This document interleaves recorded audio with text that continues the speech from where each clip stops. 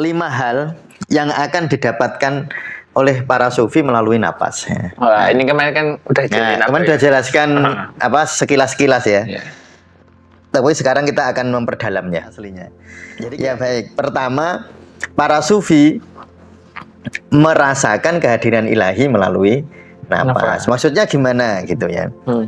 Dengan jadi sebenarnya kegelapan itu adalah cara Allah menghadirkan cahaya. Karena kalau nggak ada kegelapan, cahayanya nggak bisa kelihatan gitu. Kalau terang semua, coba Mas Jawahir, kalau di pinggir jalan itu kan lampu-lampu kota itu kan kalau siang hidup itu kan nggak ada maknanya. Iya. Nggak ada maknanya. Coba kalau malam pas gelap itu. Jadi sebenarnya kegelapanmu adalah ruang cahayamu. Jadi kalau kita pas hidup dalam kegelapan ya, nah itu juga begitu di dalam pernafasan itu. Memang aneh orang nggak bisa menikmati napas. Itu menurut saya aneh. Aneh karena hampir semua orang merasakan. Ya, saya ngajari ribuan orang menikmati nafas. Semua orang akan bilang bahwa nafas itu nikmatnya. Nah jadi kalau Mas Jawahir bingung apa yang harus saya nikmati, ya itu balik ke nafas. Nikmatilah nafasmu. Mulai dari nikmati. Ya, mulai dari menikmati nafasmu. Zikir itu menahan nafas itu ada keindahan. Nah di situ kita belajar. Nah tentu bisa kita analisis secara biologis, bisa kita analisis secara psikologis, bisa kita analisis secara hikmah, ilmu hikmah. Yaitu hikmah tadi, hikmah. Oh ternyata tahan nafas itu orang enak, tapi kan ada manfaatnya. Ternyata kadang-kadang Allah itu memberikan, tidak mendatangkan kita sesuatu. Makanya kalau di Al-Hikam itu wal man'u minallahi fahuwa ihsanun, Mas. Itu di Al-Hikam. Ketika Allah tidak memberi kita sesuatu itu ihsan, itu kebaikan. Seperti di awal tadi saya sampaikan. Lalu pada akhirnya dia akan menyatu.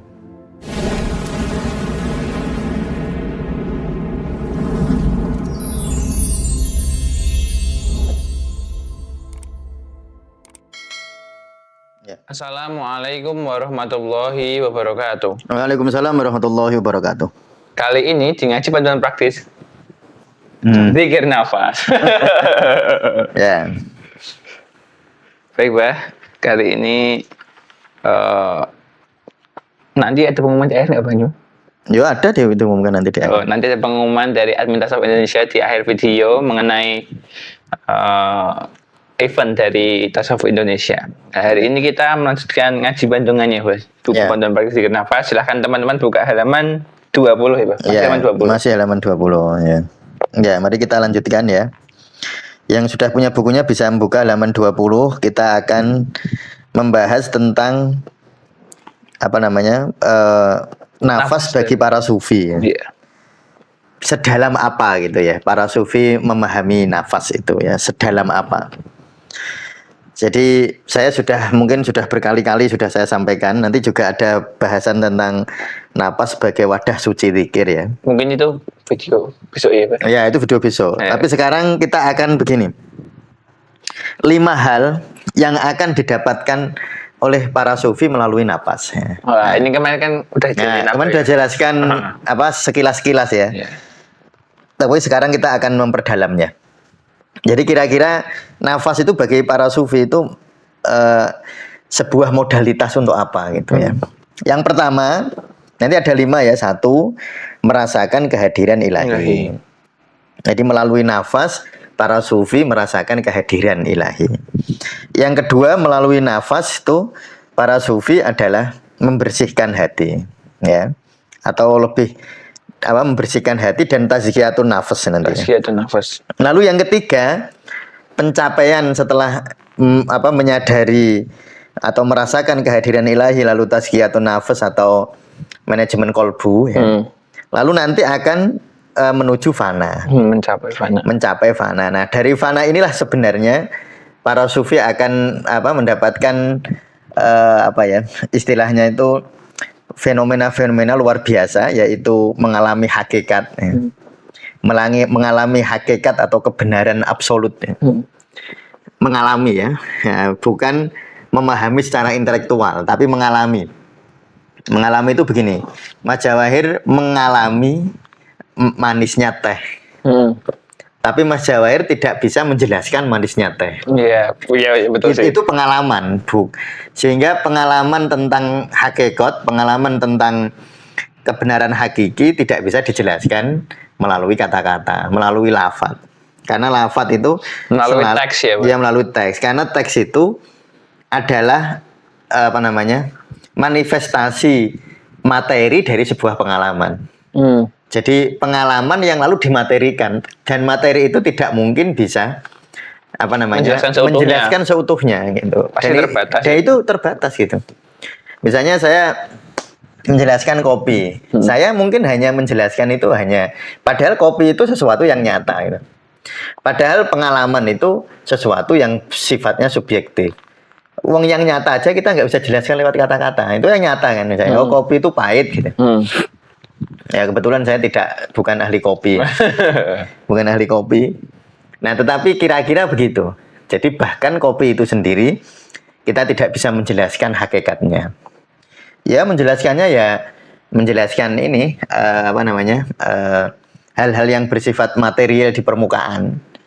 Bisa kita jelaskan, oh warnanya hitam, itu kan material. Tapi kalau sudah masuk ke rasa, manis itu orang lain kan nggak bisa lihat. Taunya ya kalau dia ikut merasakan. Lalu nanti itulah yang tujuan perjalanan tauhid adalah perjalanan spiritual adalah tauhid.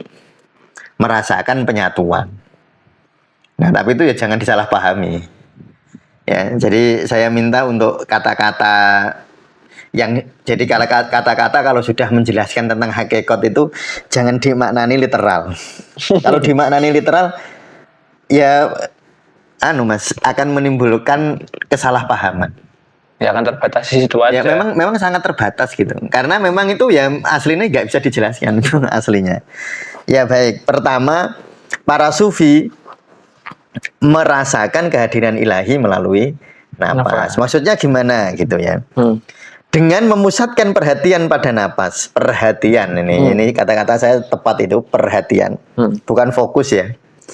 Perhatian itu lebih tepat kalau dimaknai menikmati. Kalau fokus itu cenderung melelahkan. Tapi kalau perhatian itu mengasyikkan. Iya, memperhatikan itu. Pakai hati dia. Itu mengasyikkan. Kalau fokus itu melelahkan. Coba perhatikan. Nah, kan nganggo hati itu. Nah, cuma kebanyakan orang memperhatikan kan pakai ini. Iya, pakai begitu. Padahal kalau pakai ini namanya bukan hati. Ini tuh otak. Berarti bukan memperhatikan tapi memperotakkan. Ya, makanya di sini saya pakai kata-kata perhatian. Praktisi mulai merasakan aliran energi kehidupan ilahi yang mengalir melalui dirinya. Ya kan? Ya, coba nafas. Nafas itu kan dari Allah. Lalu waktu nafas masuk, makanya kalau dizikir, ini akan sangat dirasakan ketika zikir nafas jasadiyah, Mas. Ya, ketika orang zikir nafas jasadiyah itu orang akan merasakan, kan zikir nafas jasadiyah itu ada 3 level ya. 1 menyadari keluar masuknya. Fokusnya di hidung. Jadi pertama tarik nafas dari hidung masuk. Cukup disadari, diperhatikan saja. Nggak usah fokus ya, diperhatikan. Perhatikan tuh cirinya ininya nggak tegang. Kalau saya ini ngomong ininya tegang kan loh. Ini kan gininya tegang. Itu namanya mikir, Mas. Jadi kalau orang zikir kok ininya tegang ya berarti mikir. Berarti dia tidak zikir. Makanya yang dimaksud memperhatikan itu teknik paling sederhananya adalah merilekskan otot wajah. Jadi waktu menyadari napas masuk, napas keluar itu teman-teman perhatikan nafas masuk dan keluar tanpa ketegangan. Iya, tanpa upaya fokus untuk memperhatikan. Jadi kayak menikmati gitu. Misalnya menikmati itu gini, mungkin teman-teman kalau ora disengaja malah bisa. Misalnya teman-teman ada di sawah gitu. Anginnya sepoi-sepoi. Kan teman-teman sangat rileks kan menikmati itu. Nah, beda dengan fokus. Beda betul itu. Yang satu rileks kalau fokus, yang satu tegang. Jadi nanti cara latihannya membedakan ini perhatian apa fokus itu otot wajah. Makanya saya dulu pernah bilang kan kalau di HP saya itu ada rilekskan wajah. Sebenarnya itu adalah upaya untuk memperhatikan. Nafas menjadi titik sentral untuk merasakan hadir, hudur. Atau kehadiran yang maha kuasa di dalam setiap momen. Ya, saya sudah sering sampaikan Mas Jawahir, orang itu ketika sulit syukur, saya tuh merasakan menikmati hidup gak suka susah, menikmati apa yang harus saya syukuri. Hidup saya susah kayak gini. Ya balik ke jangkar awal itu. Jangkar awalnya napas. Jadi Mas Jawir waktu lahir, nggak inget apa sih Mas Jawir? Lahir cenger gitu, nangis itu karena napas itu. Jadi proses Pertukaran ya, proses pernafasan pertama kali itu cirinya nangis ya. itu. Oh. Jadi bayi kalau nggak nangis itu, wah tegang itu perawatnya, bidannya, dokter objinya tegang. Kalau bayi nggak nangis, bayi harusnya nangis. Nangis itu adalah cara bernafas pertama itu. Nah, jadi dia buka langsung nangis ya, bernafas itu.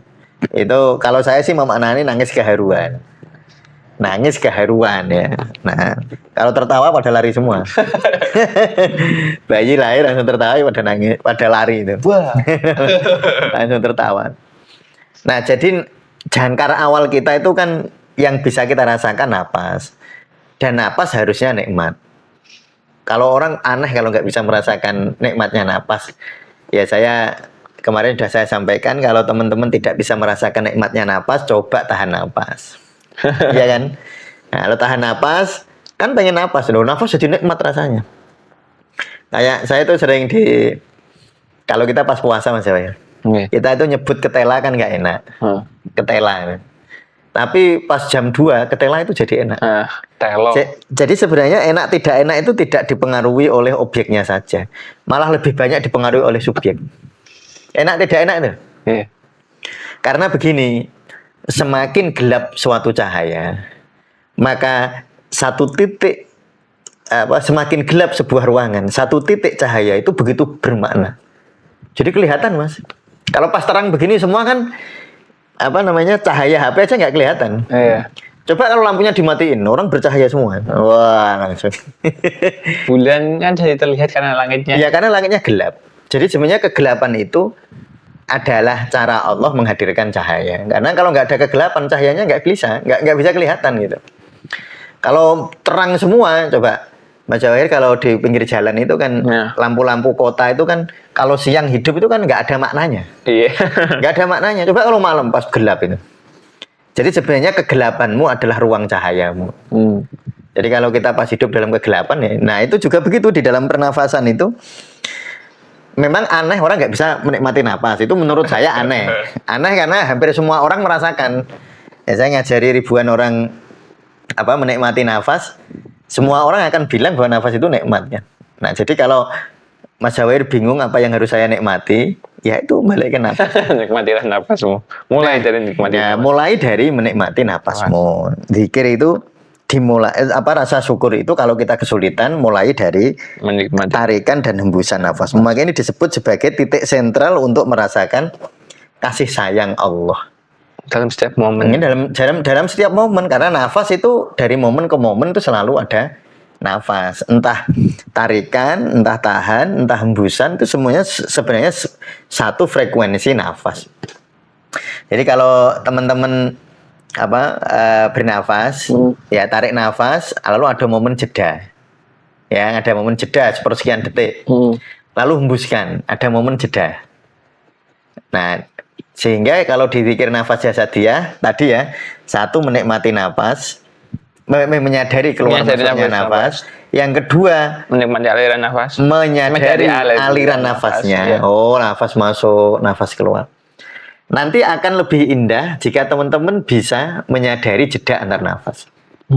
Gini Mas Jawir, kalau orang menyadari tarikan dan hembusan nafas itu menikmati barang enak. Kan enak. Tarik nafas itu enak, hembuskan nafas itu enak. Tarikan nafas itu simpatis, hembusan nafas itu parasimpatis. Sehingga kalau orang nafasnya lebih panjang daripada hembusannya lebih panjang daripada tarikannya, dia rileks. Karena hembusan nafas itu merangsang saraf parasimpatis, itu rasanya enak. Nah, lalu latihan yang ketiga ini yang memang saya melihat banyak yang kesulitan menikmati jeda antar nafas. Atau pertama nggak usah menikmati lah, menyadari aja. Tarik nafas lalu sadari ada jeda sepersekian detik antar nafas. Itu kita sadari ada jeda. Itu sebenarnya latihan menikmati barang nggak enak. Kan sebenarnya puncak dari doa itu alhamdulillah. Iya. Rasa syukur Mas, itu puncak doa. Dan rasa syukur tertinggi adalah ketika seseorang bisa mensyukuri sesuatu yang menurut egonya nggak enak. Nah, kan angel. Iya, Kalau mensyukuri sesuai ego kan gampang. iya enak, gampang. Iya, jadi kalau nafas itu tarikan hembusan enak, bagi ego enak. Lah, mensyukuri kan gampang.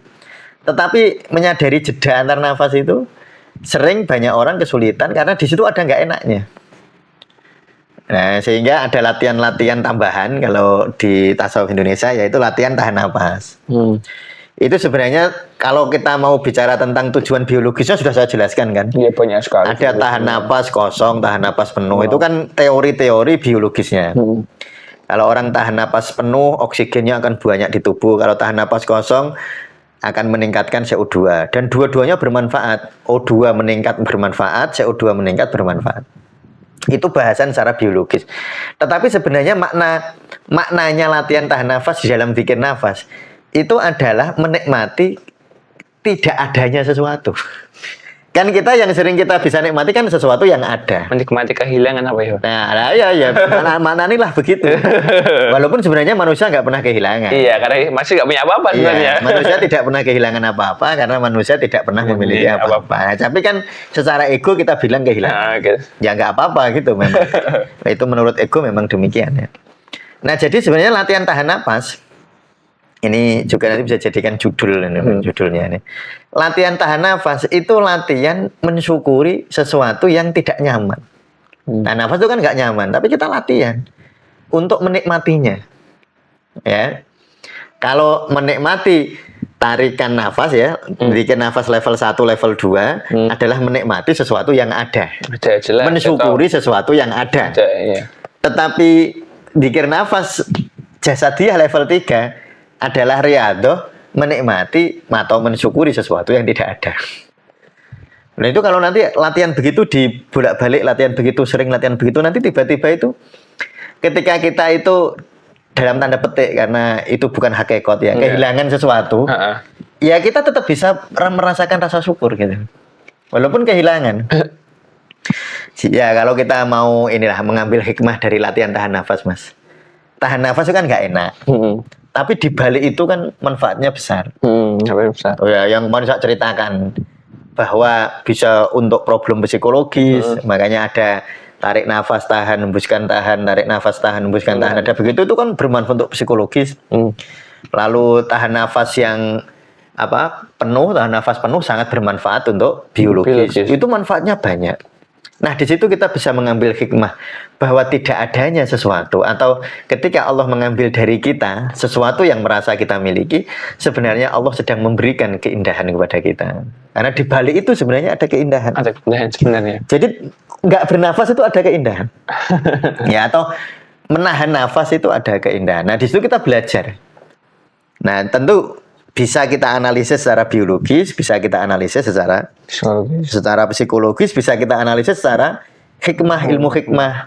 Yaitu hikmah tadi, hikmah, oh ternyata tahan nafas itu orang enak, tapi kan ada manfaatnya. Ternyata kadang-kadang Allah itu memberikan, tidak mendatangkan kita sesuatu. Makanya kalau di Al-Hikam itu wal man'u minallahi fahuwa ihsanun, Mas. Itu di Al-Hikam. Ketika Allah tidak memberi kita sesuatu, itu ihsan, itu kebaikan. Nah, pemberian dari manusia atau al-fadlu minal kholqi fahuwa hirsanun. Itu kadang-kadang jadi batasan, Mas. Tapi ketika Allah itu membatasi kita, ketika Allah mencegah kita untuk mendapatkan sesuatu, itu ihsanun. Dalam kemarin baru Jumat kemarin, makanya saya ingat. Saya ingat yang saya baca itu hikmah nomor 89 kalau tidak keliru, kurang lebih di angka itulah ya. Nah, teman-teman bisa lihat teks yang asli. Yang jelas di situ maknanya, bahkan ketika Allah itu mencegah kita untuk mendapatkan sesuatu, fahuwa ihsan. Bahkan itu kebaikan. Kalau dari Allah. Itu yang terbaik. Ya, itu yang terbaik. Tapi kayak gitu itu jangan hanya pemahaman intelektual loh, Mas. Orang itu kesalahan reframing itu sekalian di situ ya. Kan ada ilmu reframing di dalam NLP ya. Itu kalau dalam tasawuf itu ada diambil hikmahnya saja. Itu namanya reframing. Cuma kadang-kadang orang itu paham reframing, tahu caranya reframing, tapi sayangnya tidak merasakan reframing. Iya. Dia hanya terjebak di intelektual mungkin ya, Pak. Iya, terjebak di intelektual. Jadi dia hanya paham secara intelektual tapi nggak dirasakan gitu.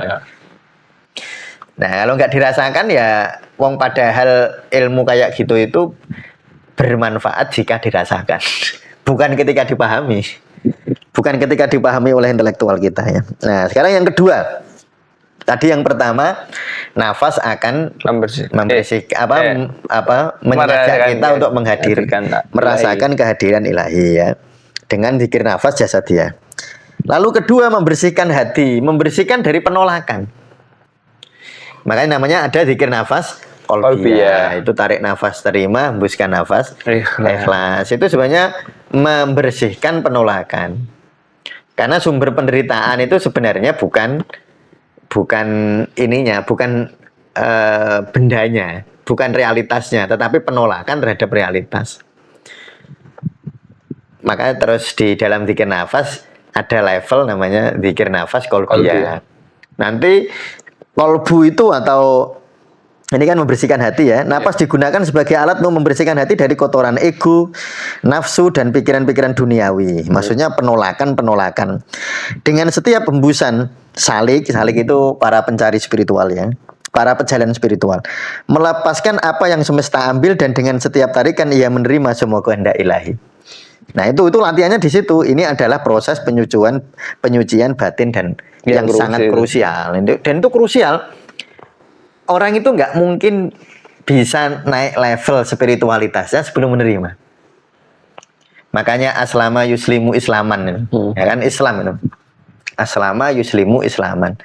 Islam itu kan penyerahan diri. Ya gelem nampa gitu loh Mas. Nggih, kula nderek jenengan ya Allah, itu namanya Islam. Ya tentu Islam kalau kita maknani wasfiyah ya dalam artian sifat. Ya tentu ada Islam secara alam, nama sesuatu kan disebut nama agama. Kalau Islam sebagai nama agama ya Islam dengan segala perangkat syariatnya ya. Nah itu, tetapi Islam itu juga bisa wasfiyah. Wasfiyah itu maksudnya kesifat keislaman. Nah kita itu kadang-kadang Islam hanya sebuah nama gitu, hanya asma, hanya nama, tetapi tidak wasf, tetapi tidak sifat, tidak membumi gitulah kalau bahasa kerennya gitu. Tidak embodied, tidak embodied. Ya kemana-mana tidak menubuh ya kalau bahasa nanti di dunia fenomenologi begitu. Ya tidak ada embodied rasa. Tidak dirasakan dalam sifatnya. Ya keislamannya itu.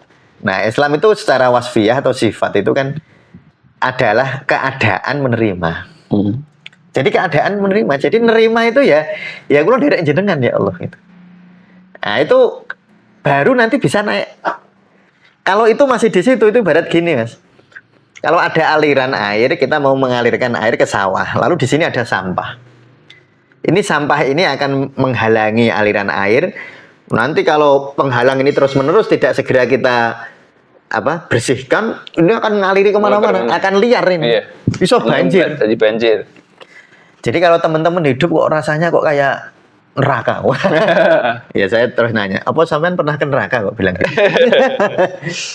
Hidup rasanya kayak di surga. Apa mulai sampean pernah ke surga? Nah, ketika seperti itu Mas Jawair kita menolak, sebenarnya nanti lama-lama bisa itu seperti air yang harusnya mengalir, tapi kita menolaknya. Ya, tersumbat ya. Dan sayangnya menolak itu tidak akan menghentikan selamanya. Ya lama-lama jebol. Kalau nggak jebol ya itu kemana-mana banjir, meluber kemana-mana itu ya kayak hari-hari ini gitu. Oh karena volume air dari atas memang ya kita akui besar sekali, banyak kayak kemarin hujan ya seharian ya tuh. Memang volumenya banyak, tapi seandainya alirannya itu lancar ya nggak banjir. Nah memang kan sayangnya alirannya nggak lancar ya. Akhirnya ya terus kemana-mana gitu. Nah penolakan itu akan menimbulkan banjir emosi seperti itu Mas.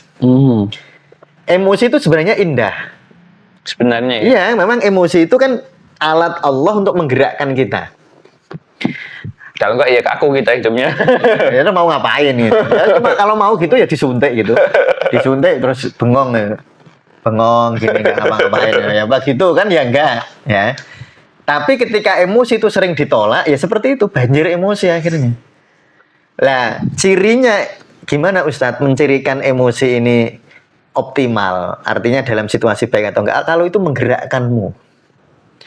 Jadi fungsi emosi kan energi motion, energi untuk bergerak kan. Kalau Mas Jawair takut lalu ikhtiar, Jos. Jos. Tapi takut terus nangis terus nang kamar. Energi stagnan, nggak ada emotion. Lah berarti bukan emotion, berarti stagnation. Malah stagnan itu. Nah, sehingga kita perlu menghormati dan mencintai emosi kita. Ya, diterima. Jangan ditolak. Jadi itulah ya, makanya kalau di zikir nafas qalbiyah yang lebih dalam yang sering saya ajarkan lewat offline gitu ya.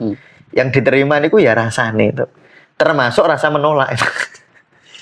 Kan menerima lalu menolak. Nah, yang diterima itu rasa menolaknya itu. Rasa menolak dengan emosinya sendiri. Nanti kalau iya dengan emosinya sendiri, bukan emosi orang lain. Bukan, nanti dia mundur lagi kalau nggak bisa menerima, terimalah rasa tidak menerima. Kalau nggak bisa lagi, terimalah rasa tidak bisa. Jadi mundur gitu. Terima emosi, bisa menerima emosi. Itu kan kayak memberikan aliran mas sebenarnya, mundur itu. Nanti kalau mereka mengalir, ya mereka akan diserap semesta, akan jadi energi kebaikan. Kayak air, kalau dia mengalir ke sawah, betul-betul dosisnya tepat, kan padi jadi tumbuh, jagung jadi berbuah, cabai jadi bisa bertumbuh gitu. Tapi kalau ditolak, dilawan, wah banjir kemana-mana, nggak menumbuhkan, tapi malah mematikan kan. Kan kayak ini banyak yang di TV saya lihat mau panen malah nggak jadi karena direndam itu. Kena banjir. Malah kena banjir. Jadi maknanya ya seperti itu kira-kira. Kalau emosi itu kan kayak api, emosi itu kayak air, gitu. Kalau marah itu kan kayak api. Kalau marahnya cukupan dan baik ya buat masak. Ya, untuk masak. Untuk masak. Kalau nggak ada api, bermanfaat. Ya bermanfaat. Makanya mencirikannya itu begitu. Nanti kalau Mas Jawir jadi pendamping spiritual ya.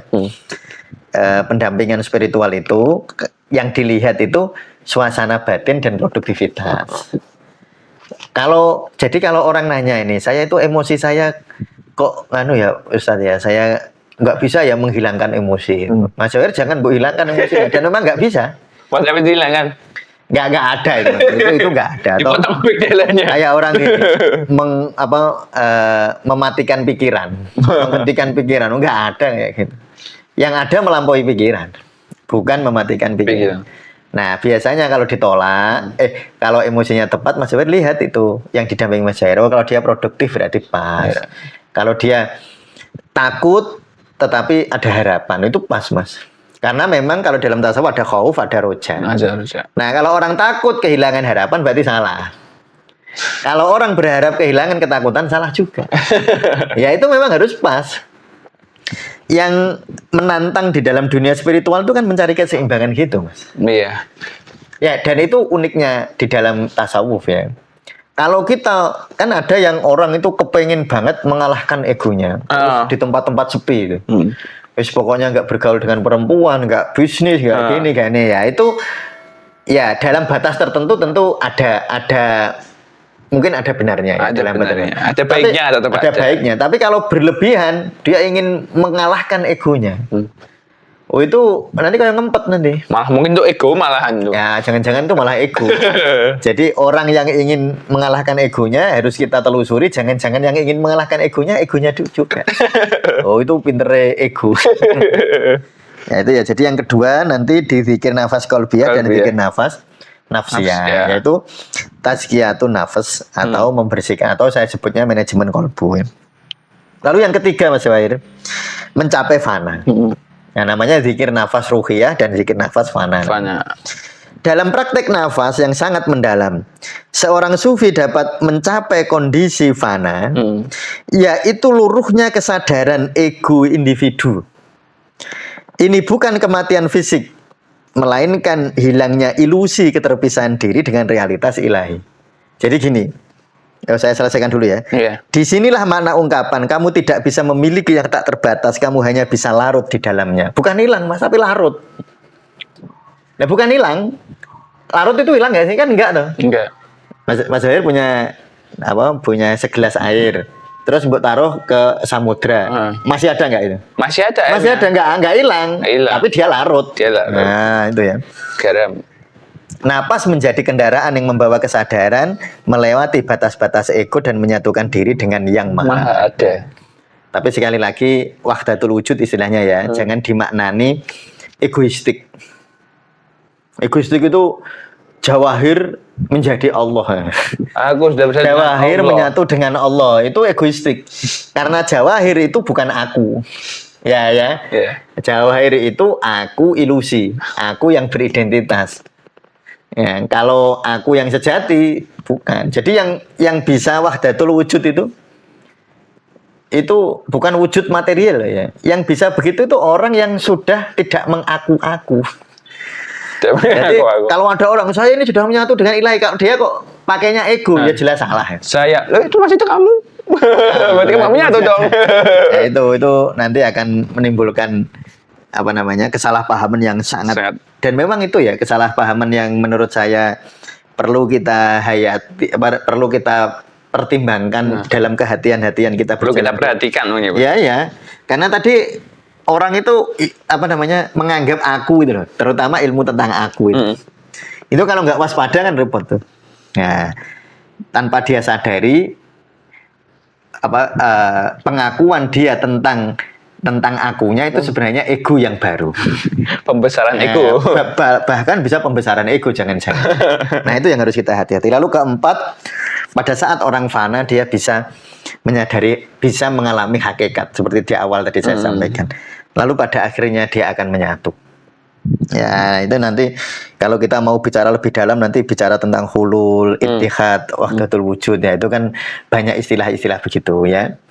Saya kira demikian Mas Jawahir untuk kali ini. Nanti minggu konten yang akan datang kita masuk ke topik baru ya, nafas sebagai wadah suci zikir. Ya, saya kira demikian.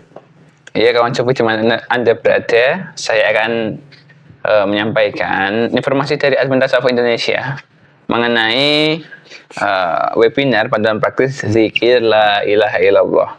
Pelaksanaannya hari Ahad 8 Februari 2026 pukul 20.00 waktu Indonesia bagian Barat.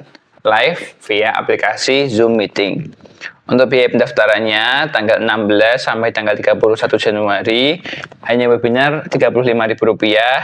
Paket lengkap webinar, buku plus bonus 20 audio tutorial Rp175.000. Bagi pendaftar tanggal 1 hingga 7 Februari 2026 hanya webinar Rp50.000. Paket lengkap webinar, buku plus audio Rp200.000. Nah, seluruh pendaftar akan mendapatkan elektronik sertifikat. Yeah. Dan jika ada ingin menyampaikan pendapat atau ingin bertanya, silahkan hubungi Admin Tasawuf Indonesia. Yeah. Nomornya sudah ada di kolom deskripsi atau cukup komentar saja yang akan ditanggapi oleh Admin Tasawuf Indonesia. Begitu, Pak? Iya. Baik, terima kasih kawan coba dimanapun Anda berada, silahkan ditonton, silahkan diikuti terus video-video kami yang lainnya. Terima kasih. Wassalamualaikum warahmatullahi wabarakatuh. Waalaikumsalam.